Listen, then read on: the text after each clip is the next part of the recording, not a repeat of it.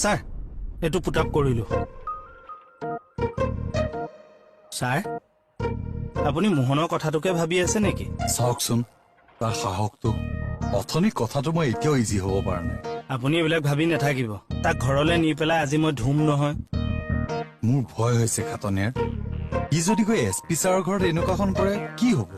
তাক ইমান বুজালো তাৰ ব্ৰেইনটো কিয় ডেভেলপ নহয় নাই এতিয়া বয়স গ'ল আৰু নহয় ছাৰ কি নিজৰ কাম এটাকে কৰি ল'ব নোৱাৰে পেণ্টৰ পকেট ফাটি আছে সেইটোকে চিলাই পিন্ধিব নোৱাৰা ল'ৰাহে মই সেইদিনা বোলো হাতখন এনেকে দেচোন দিলে মই বোলো কেইটা আঙুলি আছে কচোন সি লগে লগে ক'ব পৰা নাই নহয় এনেকে এটা দুটাকে গণিহে কৈছে 10টা বুলি ইণ্টাৰেষ্টিং মই বোলো পকেটত ভৰাচোন হাত দুটা ভৰালে মই বোলো এতিয়া কেইটা আছে কচোন অলপ সময় ৰৈ গণি পেলাই কৈছে 11টা